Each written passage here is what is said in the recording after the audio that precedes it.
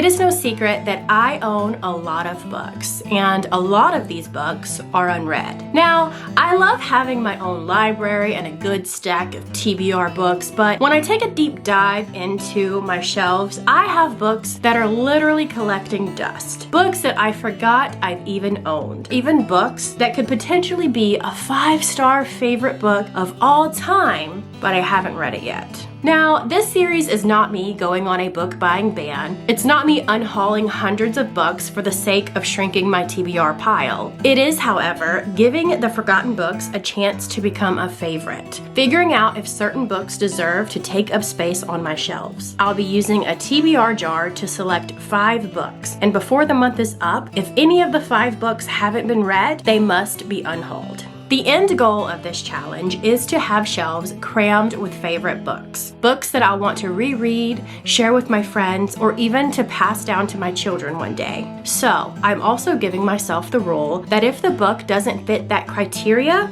it must also be unhauled. Now, in the end, ideally, I'd like my physical TBR to be able to fit on this cart. So we have some work to do. I started this challenge with 754 unread books. Welcome to my bookshelf ultimatum. Hey y'all, what is up? It's Beth, and welcome to my second episode of Bookshelf Ultimatum. Now, you've seen the intro, you know the rules. I have my TBR jar here, ready to pick 5 new books for this round. If you haven't seen the first episode, have no fear. You do not have to watch these in any particular order, so you can continue watching this episode first, and then I will link my first one down below, so you can watch it after. Let's do a little prediction, okay? What is the jar gonna give us today? I'm really hoping it's gonna lean towards romancy stuff, a romantasy maybe. That's kind of the vibe that I'm in right now. It could very well do me dirty. It could very well do me dirty. There are plenty of books on my shelves that I am not in the mood to read. Here we go. Let's get started. I've been waiting, I feel like, a long time to do this, even though it's only been like 2 weeks. It's fine. Here we go. Has it even? I don't even think it's been 2 weeks. It's been a minute. It's been a minute. Okay. Book number 1. I'm nervous. I'm nervous. Oh, a thriller. A thriller. A thriller that's been on my shelves for quite some time now. It says The Wife Between Us. I actually have 4 books by this author duo on my shelves. I haven't read a single one. So I guess this is a good thing because I keep buying their books and I don't even know if they're good or not. So here we are. Book number 1, The Wife Between Us. Book number 2, Give Me Something Good. All right, please give me something good. Give me something good. Give me, I don't know. What, give me, I don't know, give me a romance. Give me a romance. Give me something. Oh, well, this is definitely not a romance. It's another thriller. But one that is definitely more, oh, I should show you the little tag that I pulled out. Where'd it go? Where'd it go? Here it is, here it is. Sorry, I should have showed you. The Lincoln Rhyme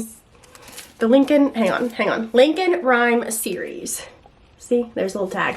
Okay, so this is The Bone Collector, book number 1 in that series by Jeffrey Deaver. I own, I don't know, like 10 books from this series and I haven't started it yet. I'm really excited because I, again, am a huge sucker for crime thrillers and serial killer thrillers and things like that. I've been wanting to read this for so long, so I'm definitely excited. I'm excited about this pick. Okay, book number 3. Watch it be another thriller. I feel like most of my unread books, probably like 2/3 of my unread books are thrillers, so it makes sense as to why I'm getting them. Let Me Lie. This doesn't ring a bell, however, the title screams thriller. I'm gonna have to look it up to see what it looks like, because it doesn't ring a bell. Oh, it's by Claire McIntosh. Let Me Lie by Claire McIntosh. I don't even recall buying this book. The stunning new novel, it's probably not new anymore, from Claire McIntosh, the international bestseller author of I Let You Go. The police say it was suicide. Anna says it was murder. They're both wrong. 3 thrillers. Is it gonna be a full-on thriller week? I don't know. Ooh, let's grab this one since it's wanting to jump out. Oh, it's definitely not. It's definitely not. We're gonna be reading a Christmas book. Oh my gosh, okay. I forgot I had a Lucy Score Christmas book. I'm not mad about it. It's a little thick book for a Christmas book, but Christmas in April, babe. Christmas in April. What a mix. What a mix. Okay, last one, book number 5. Let's kind of dig around here. Okay, don't do me dirty. Oh. Meet Me at the Lake. It's a romance book. Now, I will say I'm a little nerve. Here, I didn't show you the tag, but it definitely says Meet Me at the Lake. I'm a little nervous because I've heard this is very similar to Love in Other Words by Christina Lauren, which is one of my favorite romances of all time. So don't do me dirty by making me feel like you're a copycat, because I don't like that. I'm in the mood. So I have a Christmas romance, a regular romance, so I feel like this might be a little emotional, and then I have 3 thrillers. One of them is like a drama thriller. What is that called? A domestic thriller is what the word I was looking for. And then we have a crime thriller, which is my favorite. This thriller, which sounds like it's leaning towards crime. We'll see. But here's our stack of books. I will say that I have to listen to an audiobook today because I'm working on a crochet blanket for my aunt. It is a Tuesday right now. The blanket has to be done Friday because I'm gifting it to her on Saturday. I'm done with the actual blanket part. I'm just working on the border. I need an audiobook. I'm gonna find one of these on audio and we're gonna get started. Wow, I look like my mom here. We're gonna start with The Wife Between Us because this audiobook is available right now via Libby. Oh, that's weird. Okay, wait. I was gonna say that's weird. There's no synopsis on the inside. There is, it's just very short, which is a good thing, I guess. So when you read this book, you will make many assumptions. You will assume you are reading about a jealous ex-wife. You will assume she is obsessed with her replacement, a beautiful younger woman who is about to marry the man they both love. You will assume you know the anatomy of this tangled love triangle. Assume nothing. Twisted and deliciously chilling. Let's see if I would say this is a delicious book. So I'm going to be doing a white border on this blanket. I actually started it last night, the first row. It's a 3-row border that I'm doing. Don't ask me what it's called because I don't know. I just like YouTubed crochet blanket border. I'm going to get started on the book. I'm hoping I can finish this today so I can spend a little bit weaving in my ends and it'll be donezo. Okay, the stress, even though like this isn't, you know, I don't even know. Why am I stressed out about a blanket? I don't know, but I'm stressed. I have some packages I thought we could open here.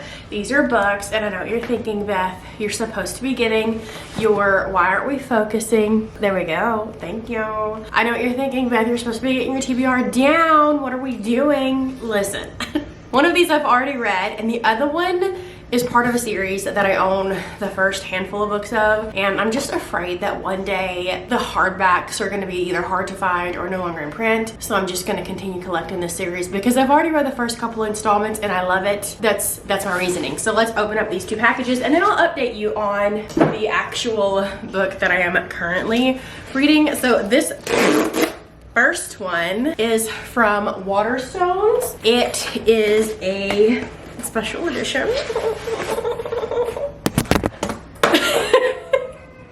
It is the 50th anniversary of Carrie by Stephen King, but I could not buy this. You know what I'm saying? Like I could not buy this. Look at all of the books. And it has an introduction from Margaret Atwood. Anyway, I'm really excited about that. And then the other one, I've been debating on, because I am gonna reread, this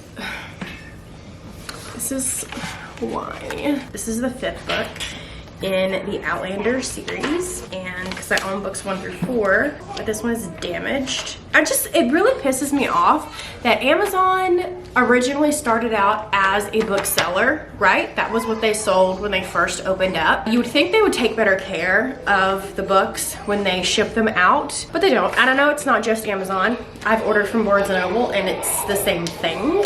I might see if I can get a replacement because this is just, even the actual book is damaged. So So let's go ahead and update on the wife between us. Even though the synopsis says that I'm gonna assume I'm reading about XYZ, that is exactly what I'm reading about, is XYZ. So take the synopsis with a grain of salt.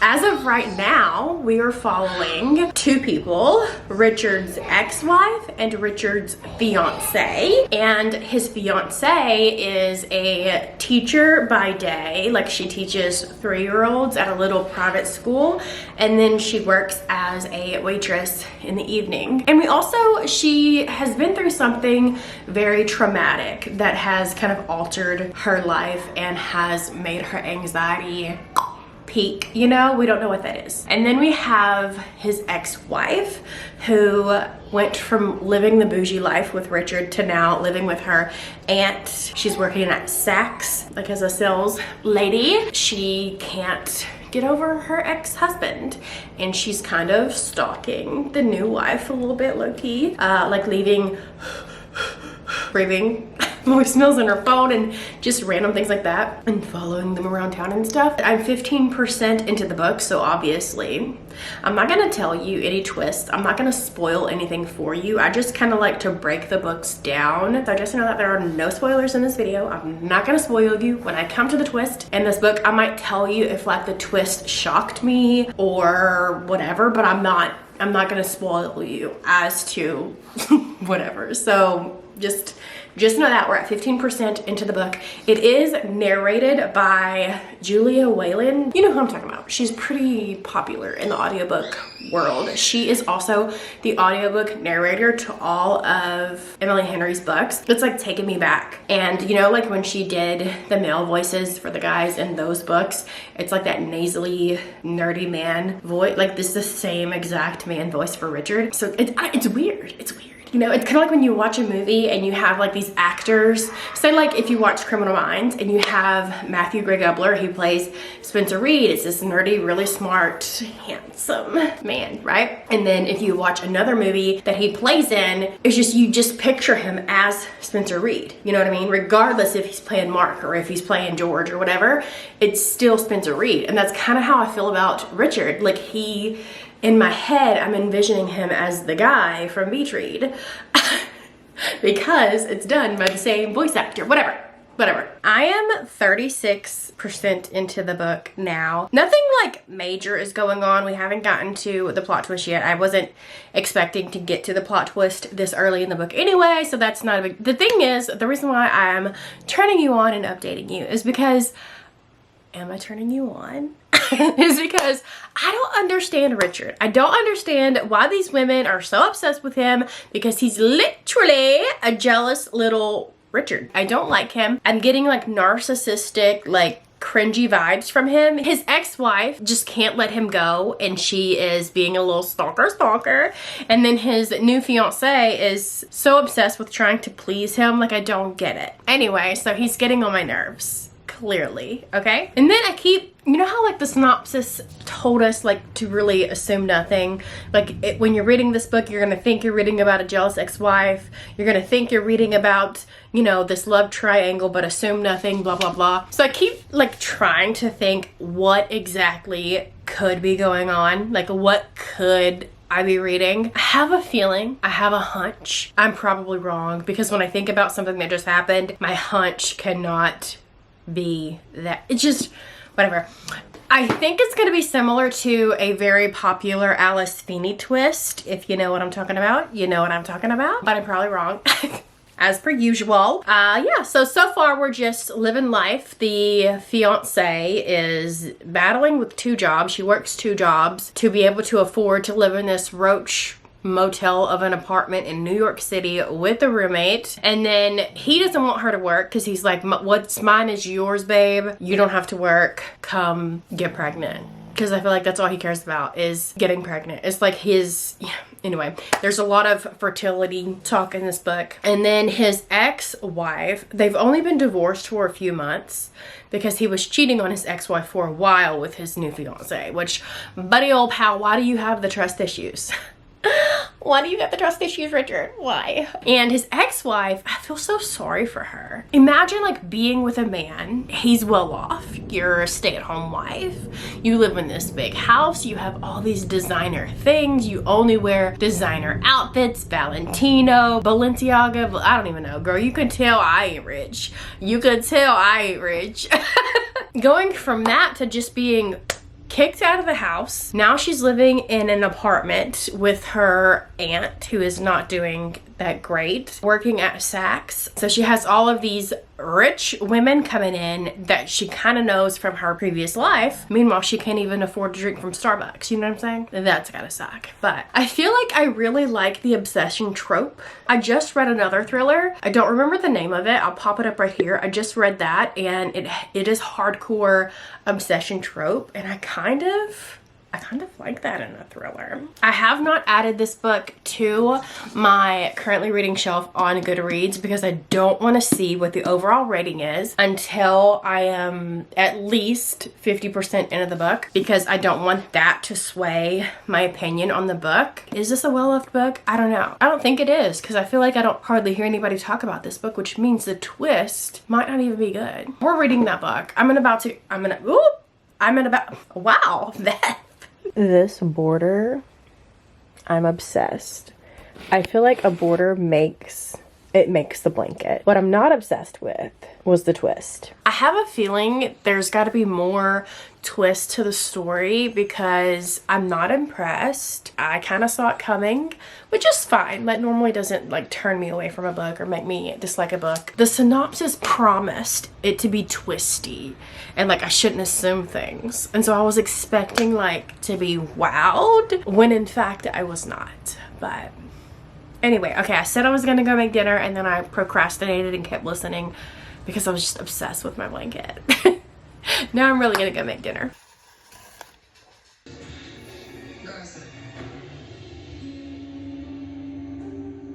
I'm gonna have to start being super picky when it comes to buying thrillers because I feel like during this journey, I'm gonna be unhauling a lot of them, including this one. I can't really talk to you about why this thriller just wasn't for me because one of the twists that happens in this book happens towards the beginning of the book, and so I can't talk about anything from that point forward because it would give away that twist essentially. Even if I tell you like what really this book is about, it would give away that twist, and that's definitely why the synopsis is literally like this long and tells you nothing. I will say that I've read this book before, not this one, but I've read 2 thrillers that have almost the same exact storyline. Not like they copied each other, but it's essentially the same thing that's going on in the other books. And out of the 3 books that I've read that have this, this is my least favorite. One of those is a 5-star, and that's the one I'm keeping on my shelves. It just didn't do it for me. I wish I could talk to you about it because there's some things that definitely irritated me. I'm giving it 3 stars, and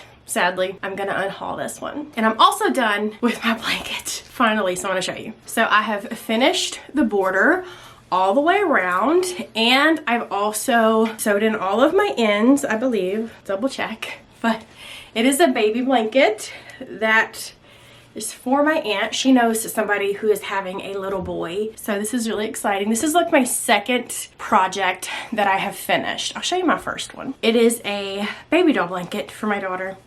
She uses it for her baby doll. Yeah, so anyway, that's it for the night. I'm going to bed because it's like midnight, and I'll see you guys tomorrow with my next book. Hello, it is the second day. It is not morning time. It is after lunch. Last night after I put myself to bed, you know, washed my face, did all the things, laid down in bed, took my melatonin, started to doze off, and this wave of nausea just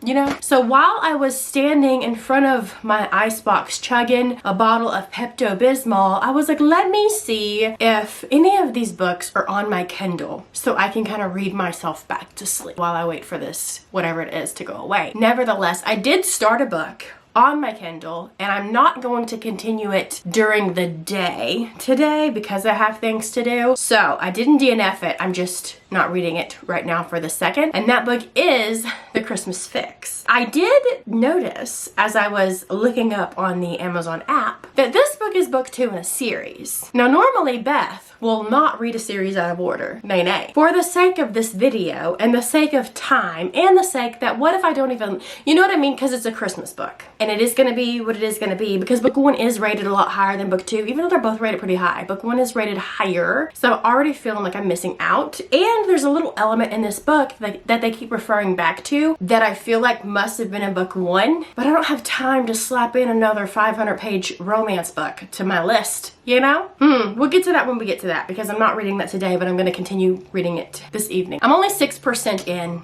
Once I get a little further in, I'll then discuss the book. Whatever, I just want to let you know that I started that. Anyway, so today I'm going to listen to an audiobook, and that audiobook is going to be Let Me In. And you see this here? You see that? When I first bought this book, and any other books that have this little dot, this is a little reminder to myself, Beth, you probably paid like $6 for this book. If you have to unhaul it, it's gonna be fine. I feel more confident unhauling a book that I paid $6 for versus unhauling a book that I would have paid $26 for. You know what I mean? So at first I was mad about this, but now I went and looked. The book that I read last night and am unhauling also has a dot. Makes me feel a little bit better about that decision, you know what I'm saying? Anyway, we're gonna listen to this today. Let Me In by Claire McIntosh. And let's look at this little synopsis again. The police say it was suicide. Anna says it was murder. They're both wrong. Last year, Tom and Caroline Johnson chose to end their lives, one seemingly unable to live without the other. Their daughter, Anna, is struggling to come to terms with her parents' deaths, unwilling to accept the verdict of suicide. Now, with a baby herself, Anna feels her mother's absence keenly and is determined to find out what really happened to her parents. That sounds like the synopsis of Credence. Had that book not have been about a teenager a grown man and his sons, you know what I'm saying? This is the opposite version. I don't know if it is, but we're gonna read this today. We're gonna listen to it on audio. We're gonna have a good time while I wash dishes and mop my floors and catch up on laundry. I don't know if you know this, but I have a candle obsession. So there's one there. There's one there. They're literally all over my house. We have another one that I'm gonna unbox with you today, except this one's a little different. This one is a small woman-owned business. Her name is Mo, and these are hand-poured soy luxury candles. Oh wow, I can smell it before I even have the package fully open. So this is the name of her business. I believe it's French. The readathon, I believe is, I could be completely wrong, but that is the name. I'm gonna link it down below, but let's go ahead. You guys should see this packaging. What? This is beautiful. So the one that I picked is lavender linen because I have been completely obsessed with lavender lately. I have even been drinking lavender tea and lavender. Oh my gosh, shut up. This smells amazing. Wow, this bag, this is top tier packaging. Like Bath and Body Works could never. We're gonna like this now, but oh, and it has, oh, I love these kind of wicks. And the top is even a wildflower seed paper. So you just plant this paper and water it and it'll eventually turn into wildflowers. That's taking a candle to I can't get over how good this smells. I'm gonna get this lit and we're gonna get my house cleaned. Oh well, I'm gonna have to place another order. Here with an update while the kids are quiet watching their show.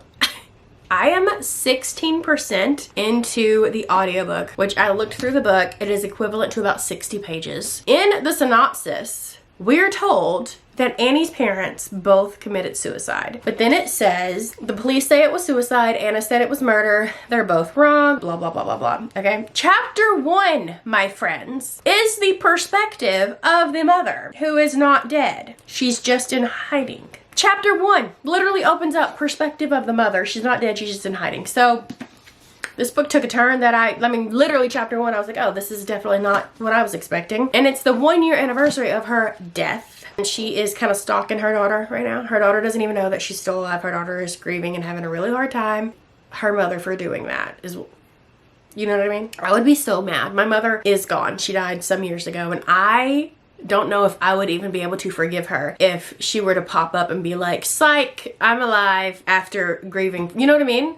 Like, what? So we get the mother's perspective. We don't know why she's faked her death. We don't know why she's hiding. We don't know what's going on. We don't know how she survived this plunge off a cliff. Okay? We don't know if the dad is alive. We don't know what's going on. We just know that she's alive and she's creeping around her daughter's yard and stuff. Then we get the perspective of Annie, who is the daughter who has the baby and is going through all this stuff with the grief of her parents, and she doesn't believe it was a suicide. She thinks they were murdered. She gets this note on her door on the 1-year anniversary of her mother's death, and it's like a happy anniversary note. How fucked up is that? It's a happy anniversary note. And then on the inside it says, suicide, question mark, think again. She takes that note to the police, okay? To this detective investigator named Murray. Well, we also get Murray's perspective. And yes, every time I'm in Murray's perspective, I do picture him as Murray, okay? And so far, Murray's not believing it. He's like, yeah, it's a suicide. Then that's where I'm at. Essentially. So nothing's really happening. It's not what I thought it was gonna be. It's like crime thriller, but it's giving, where's the crime? I'm gonna keep listening to it, but I can tell you right now, it's not looking good. I have to clean off my dresser, don't mind that, but my headphones, they died, so I'm taking it as the perfect opportunity to update you on my book while I also put away laundry. I'm at 35% into this book, and essentially we have one person that's a little sus, but I feel like since it's towards the beginning of the book, it's probably not gonna turn out to be that person. We'll see.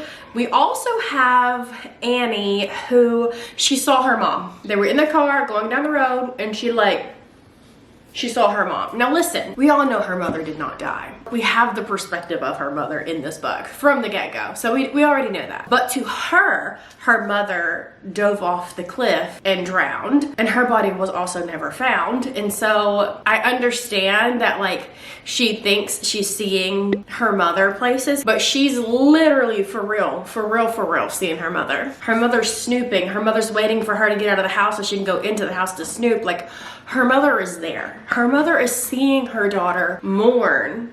As a mom, I could not do that. I could not let my daughter think that I'm dead when I'm not dead. I don't care. I would find a way, some trickery, some bullshit, to let my daughter know, look, this is what's up. And I would come out whenever it is safe. The daughter thinks she's like seeing ghosts, seeing stuff, and thinking about getting a Ouija board and stuff, when in reality, she's legitimately seeing her mother. I feel like it is taking me forever to get through this book. I'm about to ice some cupcakes, but while I was doing this, I figured I can go ahead and update you on my book because I did get to 65% in, which means I won't be DNFing it because I feel like once I get past the 50% mark, it deserves to be added to my Goodreads count. Okay, that's my excuse. But I did get to 65%, and I'm more interested in it now than I was earlier. However, you know those, what causes the entire situation is something so stupid, so petty, so like little. It could have been solved with just communicating, really. So stupid. The reasonings are so stupid for them to do all of this and cause all this trauma and all this heartbreak and all of this, that, and the other. It's just so stupid. I do not see myself giving this book a good rating. That's just where I'm at right now. I'm gonna put some icing on these funfetti cupcakes. It's funfetti chocolate icing. It's the best combo. I finished the book, and let me tell you what. The first half of this book was so slow. There were so many times I thought about DNFing it. The only reason why I did not DNF it was strictly because of this video. Because I felt bad in my last Bookshelf Ultimatum video that I had DNF'd, was it 3 books? And so I didn't want to do that again. And I was like, no, I'm just gonna go ahead and finish it. And I did. And I was leaning heavily towards like a 2-3 star, right? I was like, 3 star is gonna be the highest that this book will get. Well, I was wrong. I think I'm gonna have to give it a 4 star. Because at the end, okay, so it was going so slow. And then the twists started coming in. Twists, plural. Ones that I didn't see coming, really. They were coming in and things got darker, crazy, and fast paced, and I literally shed a tear because there's like a sad part at the end of this book too, and it's just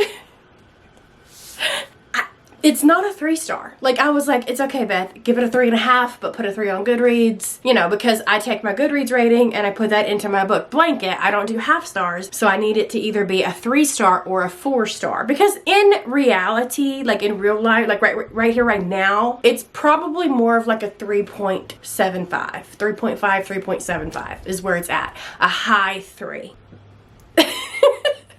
So on Goodreads, I'm going to put it as a 4. On my book blanket, I'm going to put it as a 4. In reality, it's like a 3.5, 3.75 because the ending just took it home. Bless this ending. Bless these twists. So yeah, that was Let Me Lie by Claire McIntosh, and I don't think I'm going to unhaul it because I have a memory of a goldfish, okay? I have a memory of a goldfish, and in about a year or two, I'm not going to remember anything. You know what I mean? So like... It'll read like a brand new book. So I think I'm gonna keep this one. I enjoyed it. I will say you probably will enjoy this book a lot more if you read it physically. We're done with book 2. We're gonna head on to book 3, which is going to be The Christmas Fix. I'm gonna read this one on my Kindle. I did start that one last night, so I guess I can go ahead and tell you a little bit about the book. Okay, so this book is a series. It is the second in a series. I didn't know that until yesterday. So I think I talked about that earlier in this video. Also, if I would have read the synopsis prior to buying the book, I didn't know that our main chick was a celebrity. Otherwise, I wouldn't have picked this book up because I don't like when romance books follow a celebrity. They're just not that fun to read about. You know what I mean? They're just not that fun. They're annoying, quite literally. But she's a celebrity. She is a host for like a renovation type TV show. Season 1 popped off and they're in the middle, like in a break, and they're gonna film season 2 after the holidays. The producers of like the TV channel that she works for is like, hey, let's go ahead and film this Christmas special. And she's like, okay, cool. What kind of Christmas special? And they're like, well, we can take neighbors and let them switch houses and like decorate each other's houses. And she's like, absolutely not. I'm over the whole competition type show, but I have another idea. There's this guy named Noah who is the manager of this town named Mary, which I don't know whose idea it was. Who the first person, you know, who signed the declaration of dumb Christmas town names, because it's like in every single Christmas movie, Christmas show, Christmas book, the town name is like Mary, mistletoe, holly, you know, it's like, hello. It's fun. So he is the manager of this city called Mary Town, whatever, and it's in Connecticut, and they just got hit with a very late season hurricane, and so a lot of the places in the town have been destroyed or have lots and lots of water damage. And trust me, I've been there, lived through that twice. It's not fun. So she's like, I have an idea, let me call this guy Noah up and see if we can't bring the show to his town and just kind of transform the town and rebuild it back up for them as like our Christmas special. So she calls Noah up, and Noah's like, yeah, I don't think so. I don't think so. Apparently, her and her TV crew has been to the town Mary before to do something, and it wasn't a good experience. And so that's why he's telling her no. He's like, you and your funny bunch, they're not coming back to my town. I'll deal with it by myself. I don't know if that is what occurred in book 1, because book 1 followed the main character's brother, like her brother, and a woman. And I think her brother is also part of the whole renovation thing. So I don't know if that's, I don't know. I didn't read book 1. So there's that. So I don't know exactly what went down, but Noah's not having it. And that's kind of where I stopped. So obviously she does somehow make her way to Mary, to the town Mary. I haven't got there yet. Also, I did want to state that even though I don't like reading about celebrities and romance books, I do like reading about single dads, and that is what Noah is. Yes, my beauty sponge is tore up from the floor up, but I just love it so much. You ever go to sleep the previous night before you fall asleep, you're like, I'm gonna wake up tomorrow with the healthiest healthiest mindset. We're gonna get in our hot girl walk. We're gonna drink all of the cups of water. We're gonna do all of the things. Get outside and touch some grass. And instead you wake up and start your day off with an Alani Nu and a cupcake. Cause same. We're gonna go very, she's doing her best, leave her alone kind of vibes today, in the sense that third day hair, I didn't feel like washing it this morning, so we're just gonna look like George Washington and slap on some makeup to kind of make ourselves feel better. It is what it is. But I did get a little bit more of my book read last night. I got to 20-ish%. And I'll tell you what, there was a chapter of them rescuing someone from the hurricane waters. As a girly pop that has been through many hurricanes, Hurricane Ike, we actually lost our house and had to get rescued from the attic by MSNBC. Like, they came through the town with rescue boats and of course their cameras, and picked us up because we could not, the floodwaters were too high, we could not walk in them. And then Hurricane Harvey, we only got like 1.5 feet of water in our townhome at that time, and thankfully that time we had an upstairs, so we were able to move most of our belongings upstairs before the water actually came in. Also, fun fact, I met my husband in the floodwaters of Hurricane Harvey. I was walking one direction, he was walking the other. We had black water up to our hips. Our eyes met and it was just fate, babe. Anyway, reading that chapter of them rescuing that woman from the floodwaters was definitely kind of tricky. Like, it was making me have all of these thoughts and flashbacks to Hurricane Ike, because Hurricane Ike was definitely terrifying. I remember calling my grandmother in the middle of the night, essentially telling her, like, I don't know if we're gonna make it out, because we were in the attic and the water was like at the attic. And at the time of getting in the attic, because we got woken up in the middle of the night with water coming in, like in our bed. You know, I woke up and I was soaking wet, and I looked and our room had like 3 feet of water in it already. So we didn't think that, like, if the water got above the attic, how would we get out of the attic? You know, because I can't swim. And then you'd have to like swim through your house, you know, that's terrifying in itself. And so I remember just kind of accepting fate. It's a very strange thing to think about. Anyway, so that book kind of like took me back. I actually had a dream after I put my Kindle away and went to sleep of a hurricane. So that's that. I got 20% into the book last night, and I will say that it's not hate to love, in the sense that he doesn't hate her, he just doesn't like her from the previous time they were in the town, which was book 1, when she got into a bar fight. It did briefly explain what happened and why the bar fight was caused, and it was much needed, okay? But I guess he just doesn't want drama, okay? So that's why he doesn't really care for her. And yeah, and he finally decided to let them come and renovate the town and kind of build it back up. And at first I was like, to not let them come and rebuild your town back up, like all expenses paid, is kind of silly just because she started a bar fight. That's not the reason why, okay? Later we discover the reason is because he doesn't want the TV network to take the town's trauma, the town's heartbreak and all of that, and turn it into ratings. The characters from book 1 are in this book, like they came to help her with this renovation. Part of me wishes I would have known that this was a series and I would have started with book 1 simply so I could know these other characters better, but it's fine. So I'm just at the part where they're just coming into town to rebuild it. And this happened 2 days before Halloween, so Christmas is approaching. And even their roads in their town are called like Holly Street, Mistletoe Lane, things like that, because they do have this huge festival at Christmas festival situation that happens at Christmas time. They are a tourist type town. That's what brings their town money, and this year they won't be able to have that because it was destroyed by the hurricane. And so that's why their town is called Merry. It's because it's like a tourist town. I would love to be one of those girlies that could sit down and finish this book in like the next 2 hours, but honestly, one, I'm not that fast of a reader, okay? I used to could read books kind of quickly and just get lost in the book and not be addicted to my phone as much, but that was pre all of the social media platforms, okay?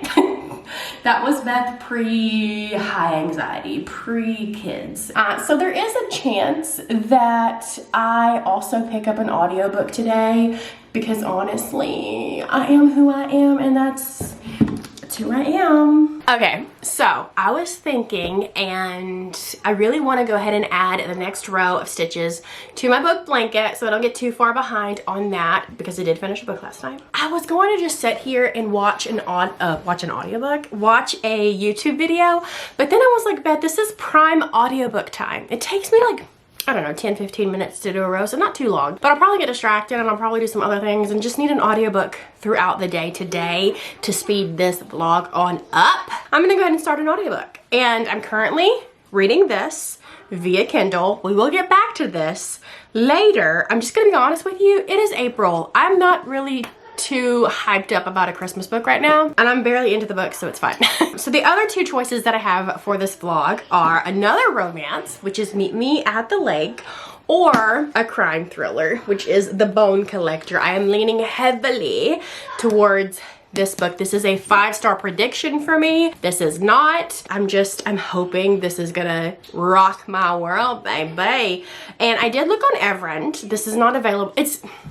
Every other book in the series is on Everend, but not the first one. This is a very popular book, apparently, because also on Libby, it is a several months wait. This is also, it's been adapted to a movie, so I might watch the movie too if I can find it. We'll see, but I'm gonna go ahead and just use my audiobook credit for that. I don't like to use my my Audible credits. I don't like to use them all willy-nilly because I feel like Audible is kind of expensive when you have the option to get the books for free from your library. Audible is expensive, you know what I'm saying? All that I know about this is that Lincoln Rhyme, which I love the name Lincoln. I wish I would have named Carter. I like Carter as well. I like president name. It's fine. Okay, so Lincoln Rhyme, ex-head of NYPD Forensics, was the nation's foremost criminalist, the man who could work a crime scene and come away with a perfect profile of the killer frozen in time. Now, Lincoln is frozen in place permanently. An accident on the job left him a quadriplegic who can move just one finger. A great mind strapped to his bed, mulish and sarcastic, hiding from a life he no longer wants to live, until he sees the crime scene report about a corpse found buried on a deserted West Side Railroad track, its bloody hand rising from the dirt. It belonged to a man who got into a cab at the airport and never got out. Reluctantly, Lincoln Rhyme abandons retirement to track down a killer whose ingenious clues hold the secret to saving his victims if Rhyme can decipher them in time. And then there's two other paragraphs that keep going. I'm not gonna read those. All that I knew about this book before I picked it up, and I literally bought like 9 other books in this series, was that it was a cab killer. And I just knew that from hearing about the movie years ago. I don't really know. That's all that I know. But I'm really excited about it. I think I'm gonna get started. I'm gonna get working on my book blanket, and we're just gonna alternate between Christmas and crime. I cannot with myself.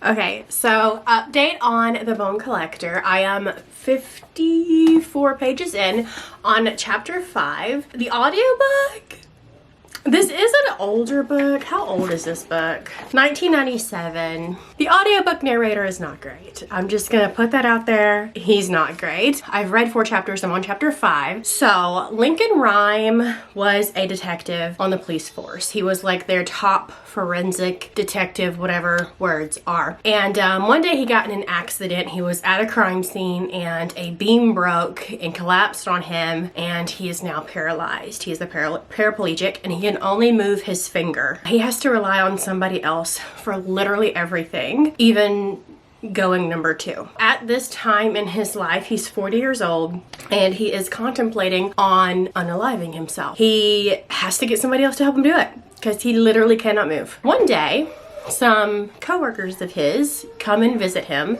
because they're kind of stumped on this case and they need some input, and he was really good at his job. So they come to him and they talk about the case and this, that, the other. He's not really interested. They leave. And then as he's like sitting in bed and like contemplating his life and stuff, he's thinking about the like the clues, the evidence that was left at the crime scene and this, that, and the other. And he's putting the pieces together. And he's like, they're not going to get this in time. They're not going to put these clues together. So he like calls his like assistant person that's living with him to like help him.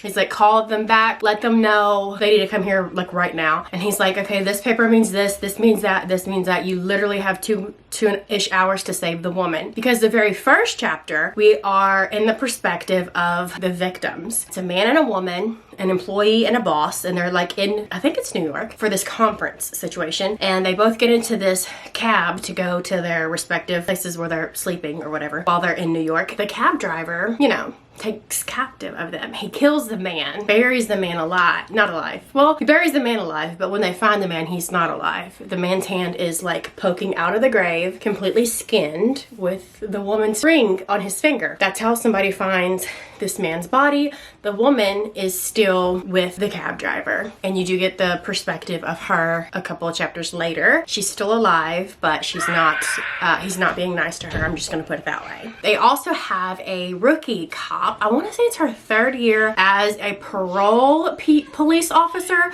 but I think she's getting an upgrade or moving departments. I haven't got there. Like, she says that it's her last day as a parole officer. A patrol. There you go. A patrol officer. Her name is Amelia Sachs. When he agrees to hop onto this case, because it re-sparks his joy for living, really, he takes Amelia Sachs, who was a patrol officer, swoops her into the case, and she becomes his arms and legs. I did do a little googly to see, because you know, like, it's fiction and happily ever afters and whatnot. I was just seeing if he ever gets his ability to walk again, and he does not. So that's kind of like where I'm at in the book. He's just now agreeing to be on the case. I don't even think he's actually lured Amelia in just yet. I don't know if she continues on throughout the entire series, but he definitely does. It is called the Lincoln Rhyme series. There's a lot of forensic talk in it, and I love that in thrillers. I cannot be anything in the medical field like professionally because I am very squeamish when it comes to visually looking at blood and guts and surgical things and whatever. But I love to read about it. I think it like, because I wish I could. Like, if I wish I could be like a crime scene investigator or even like an emergency room doctor, nurse person. But sadly I can't. So I will live vicariously through these characters in this book. I'm going to continue to listen to this book throughout the day. And then we will hop back to the Christmas fix later this evening. I'm just not, like, I love Christmas. Do not get me wrong. I love Christmas with a capital L. Capital L-O-V-E, okay? But it is April. It is just now becoming spring/summertime here in Texas, babe. Not in the mood for Christmas. And I'm just coming on here to let you know it's already nighttime. It's dark outside. And I've only read 120 pages today because this book, it's good. The audiobook sucks. And earlier I was like, I'll just put it down and I'll physically read it when I get a chance. And I just haven't had a chance. I just got the kids out of the bathtub and I'm about to go make dinner. I will tell you, I am enjoying the book. I do think that you do have to suspend your disbelief a little bit in the sense that our main character, Lincoln, is similar to Sherlock Holmes in the sense that he can just kind of look at a crime scene and piece it together and get the clues and figure things out a lot quicker than everybody else in the room. He's pretty smart. He's really good at his job. And unfortunately, he is bedridden currently because he is paralyzed. And so he is using Amelia to go to the crime scene, and then they correspond, and she like explains to him what she sees and what's happening at the crime scene, and he tells her how to walk through it. And this book was born in the 90s. This is pre-cell phone days. Wild times, babe. But I am enjoying it, but I'm not enjoying the audiobook. So I thought I'd just update you.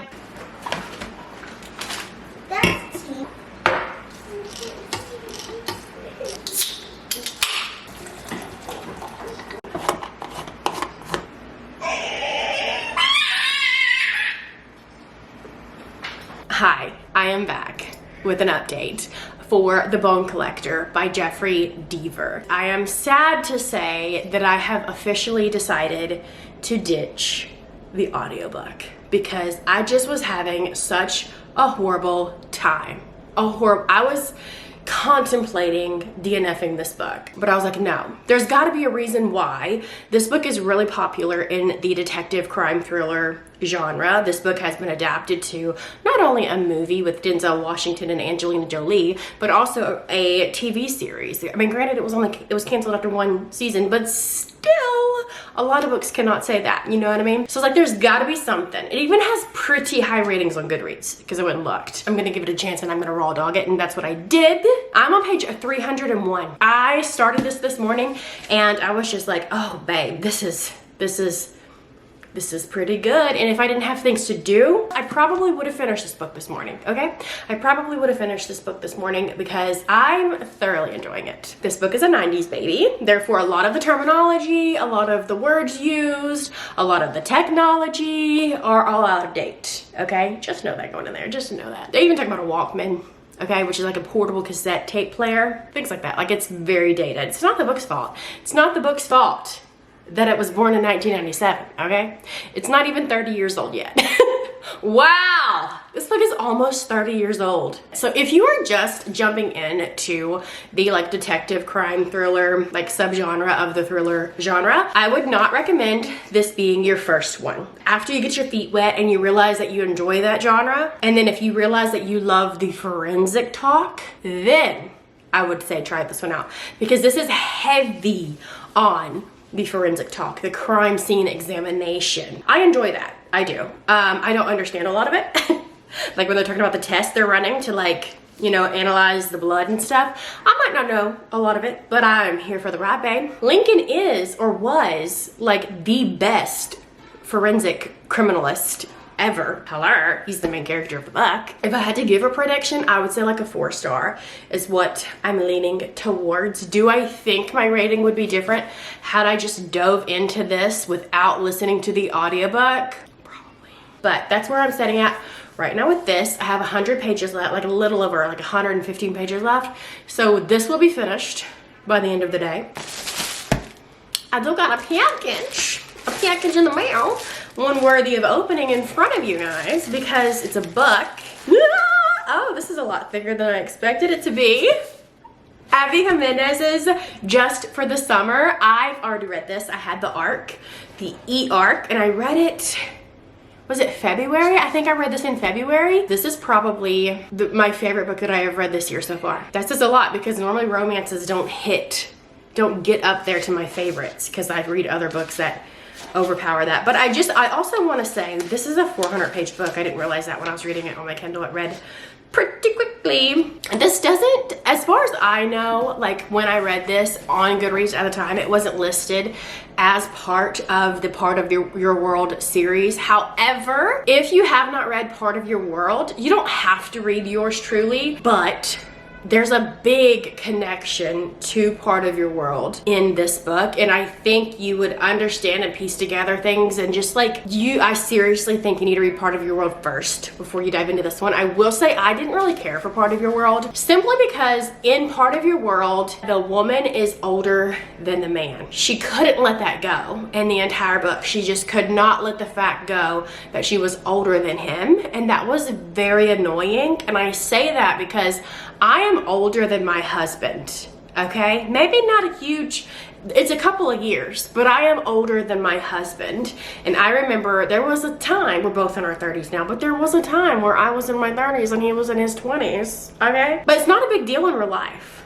It's really not. It's not a big deal at all. I don't even think about it. Sometimes I don't even remember. I look younger than my husband. But that annoyed the crap out of me. The main female character just annoyed the shit out of me. But the male character in that book is perfect. Scrumdiddlyumptious. Perfection. But anyway, I'm so excited for this one because you know what? I'm gonna go and I'm going to annotate the shit out of this book, okay? And I know some people don't like people annotating books, babe, but they're gonna end up in the landfill one day. The landfill, the field land. The big old hump of land with a big old hump of trash. The landfill. The Why does that not sound like a word? So I finished The Bone Collector and I'm gonna give it a 4-star rating. I think it was very good for what it is, for it being a 90s detective style crime thriller, it being dated, you know what I mean? Like, I feel like it was really good.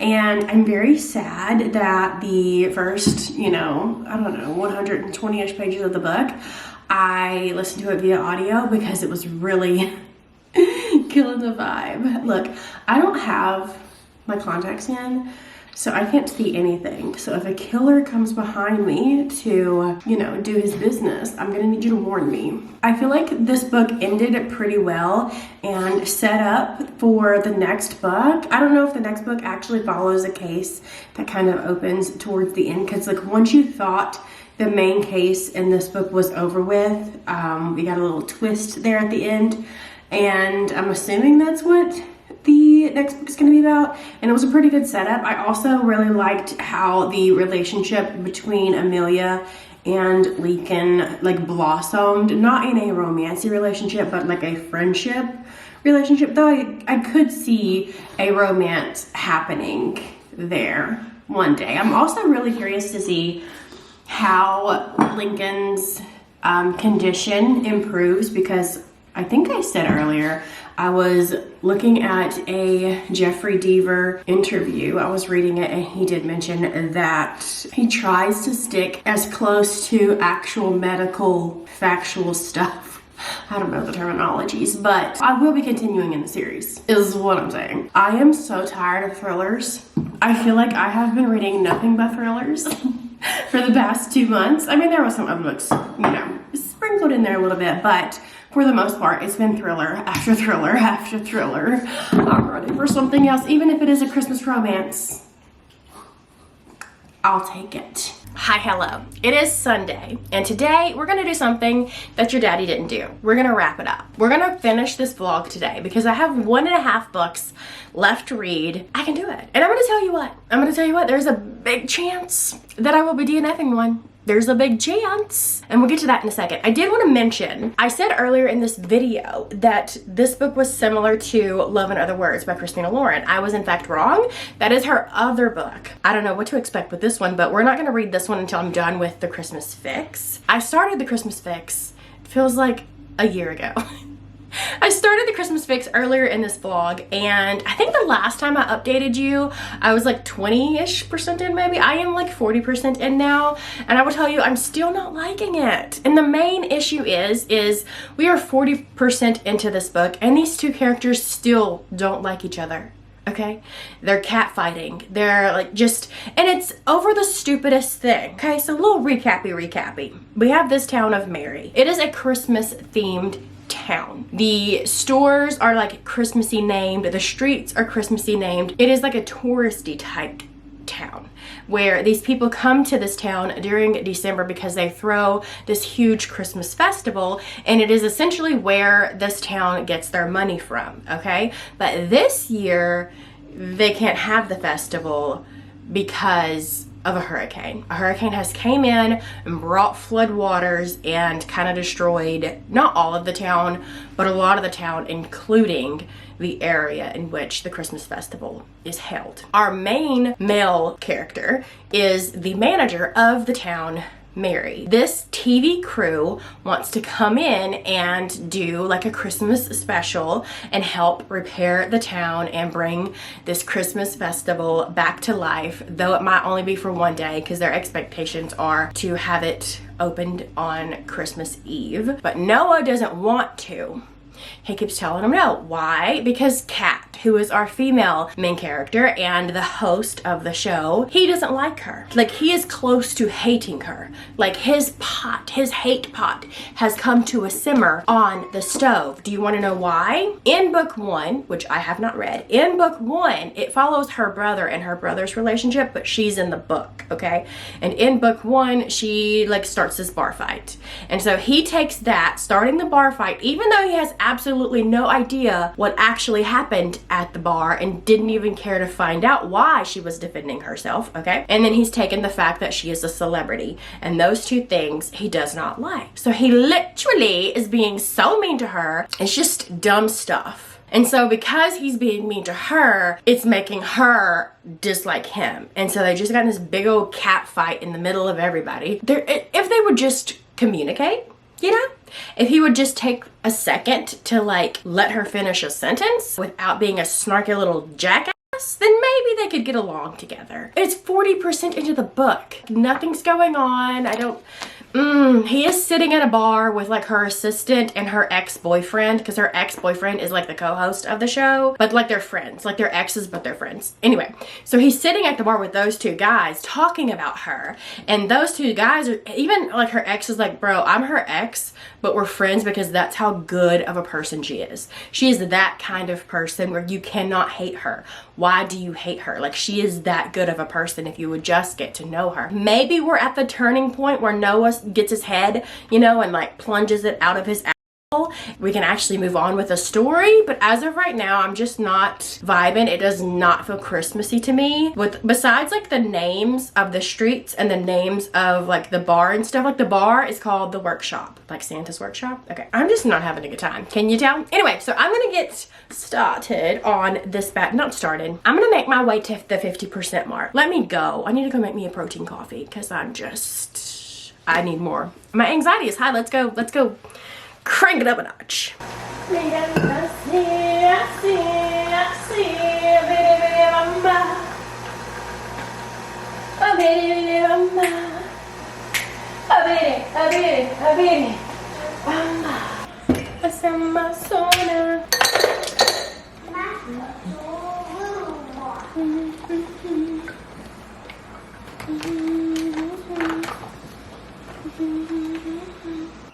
Be so for real with me right now, because let me tell you what.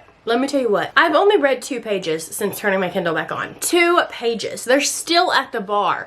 We're still at the same scene with Noah at the bar with the 2 guys. They're trying to convince him that she's actually like one of the best people that you would ever meet, right? They're trying to convince him. He has hated her this entire time. He has not showed a single lick of like attraction or anything. Nothing. He's hated her and has wanted her out of his town. He has been rude to her and all of that, right? She shows up at the bar with her mother and her sister-in-law because it's the only bar in town. Obviously, it's a small town. It's the only bar in town. What do you know? So they sit at the other side of the bar and they're both a little tipsy. And Noah's like signaling to her across the room, like, meet me outside. So she sneaks off, pretends like she's going to the bathroom, and she goes outside to talk to Noah. And this is what Noah says. I think I want to kiss you.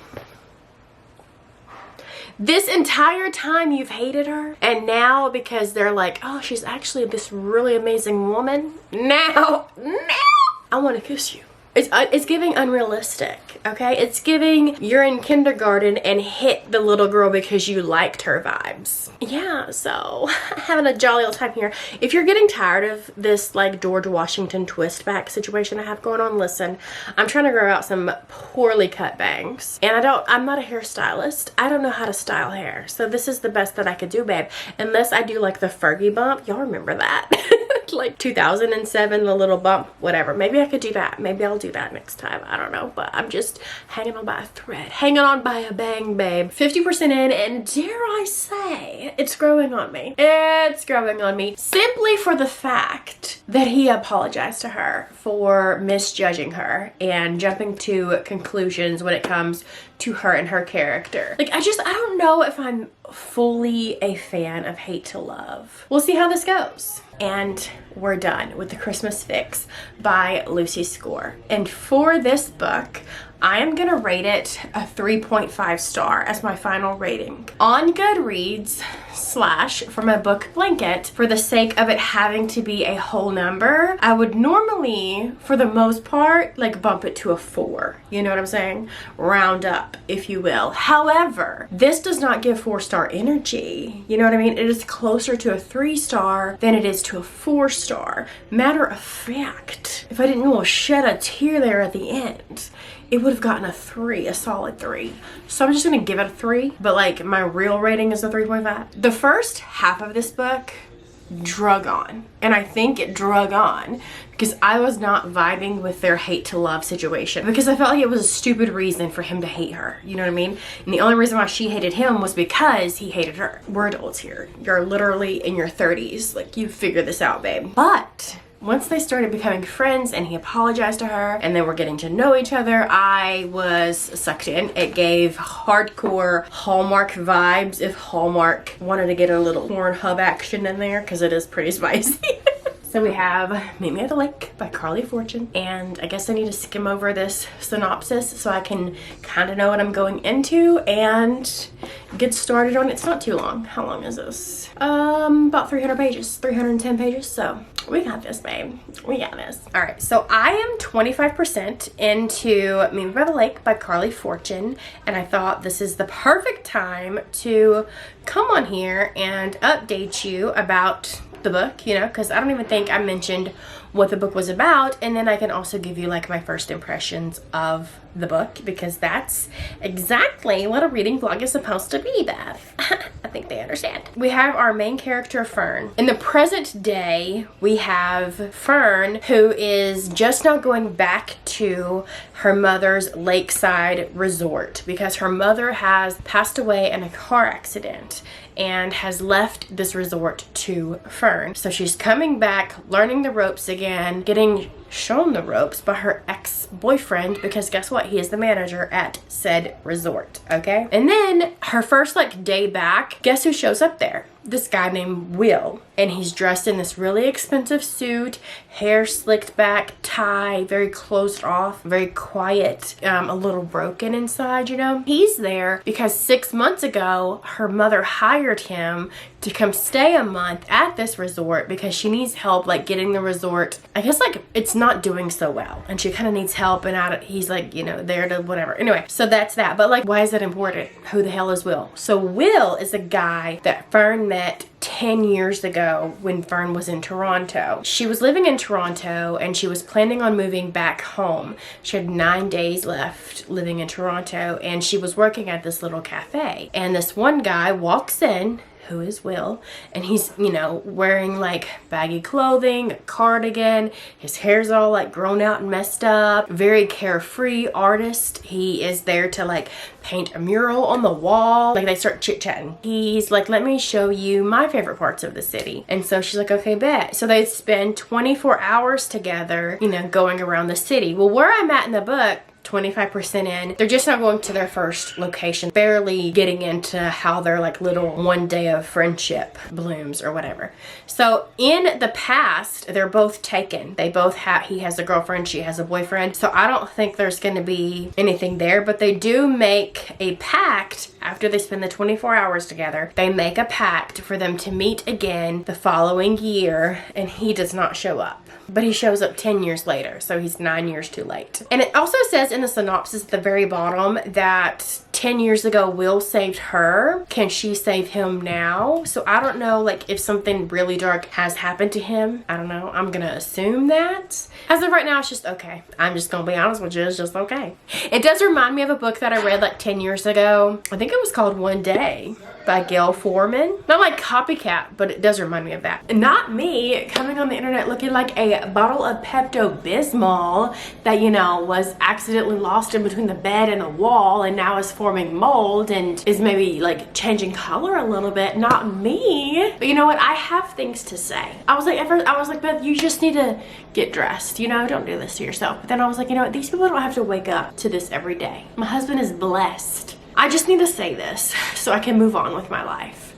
And this is just how I'm looking. So here we are. I'm DNFing the book. It's not for me.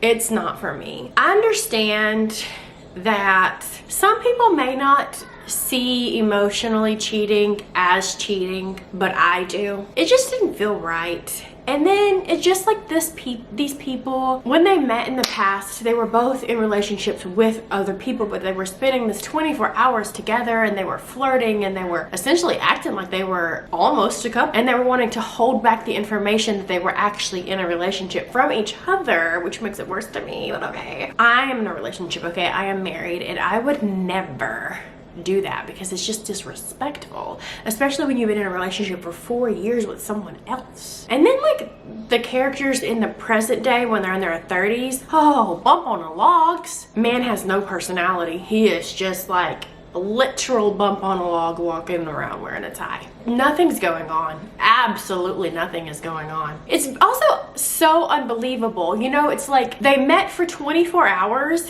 and then 10 years, girl, 10 years go by. And it's like she can't let it go that he stood her up. Girl, trying to make me cuss. I'm just not into it. It's given very immature. It's given these characters should have been YA. It's given grow up. I'm DNFing this one. And I will be unhauling it. And that is also a little wrap up of this vlog. So all 5 books are done. Should I wait and wrap it up in the morning when I'm dressed?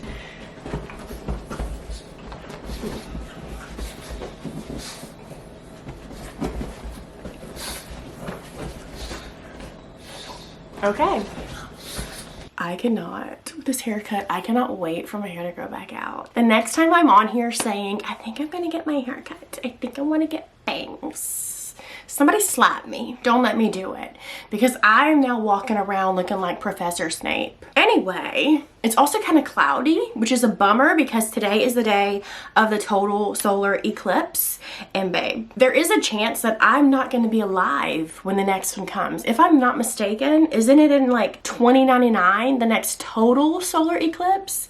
So I want to see it. Let's get to the point of this whole little end shindig. We're about to wrap up the books that I read this week, all 5 of them. In this challenge, if I DNF any of the books, they've got to go. And unfortunately, I DNF'd 1, which is better than the last episode when I DNF'd 3, okay? I only DNF'd 1. And that was Meet Me at the Lake by Carly Fortune. This is just a romance book that does not work for me. It's unrealistic in my opinion. I understand the whole soulmates. I understand like the love at first sight, blah, blah, blah, blah, blah. It just kind of felt weird that both of these people were in relationships at the time when they met each other. And I also understand there's a whole right person, wrong time situation, but they old girl. So for instance, she was with Will, right, in the past, and her actual boyfriend of 4 years was texting her, and Will asked her about it, and she hid her phone and said nothing. That right there, sus. You know what I'm saying? Like, girl, no. And then present day Will was just literally walking around soulless, empty body, no personality, no nothing. And I'm not gonna force myself to read it. And that is that, babe. And it is okay. You don't have to explain to people why you're DNFing a book. But I thought I'd just throw that out there. So I'm DNFing this, which means I'm also unhauling it. Now, out of the other 4 books that I read, I am unhauling another book. And that one is The Wife Between Us by Greer Hendricks and Sarah Pekkanen. It's not that this is a bad book. It's just this is one of the thrillers that I've read before. In the sense that I've read other thrillers that read almost just like this, have almost the same exact storyline. And this one was good, but the other ones were better. I don't see the purpose of keeping it. I'm probably not going to reread it. I think I gave this 3 stars. And then we have the 3 that I am keeping on my shelves. Did I give all 3 of these books 3 stars? 3.5 stars? I tell you what, man, Goodreads is the slowest app that has ever existed. Gave Let Me Lie 3.75, The Bone Collector 4, and I'm keeping all of them, okay? So we have The Christmas Fix by Lucy Score. Do I think this is an amazing romance? Absolutely not. But sometimes you're just in the mood for like a cheesy romance around Christmas time, and that's what this is. Then we have Let Me Lie by Claire McIntosh. This one started out really slow, but the second half really came through. The second half came through. And I remember when I was done with this book, I was smiling so big. Not because it's like a happy ending or anything, but just because it was like good. You know what I mean? Like, do you ever read a book that was just good, that when you close the book, you're like smiling and like, damn, that was a good book, regardless if it was like a happy ending or not? Does that make sense? Am I making any sense? I don't know. The Bone Collector by Jeffrey Deaver. I did myself dirty with this one by listening to the audiobook. I should have known better because this book is almost 30 years old. The audiobook itself is also almost that, you know what I mean? And like, should have known that. Should have just went into this one reading it physically. I think I would have liked it even more. Regardless, if you're into like super forensic type crime thrillers, this one's gonna be for you. And that is this episode. I hope you guys enjoyed it, and I hope you stick around because another episode of this is coming your way in May. It's gonna be May, whatever. Okay, goodbye.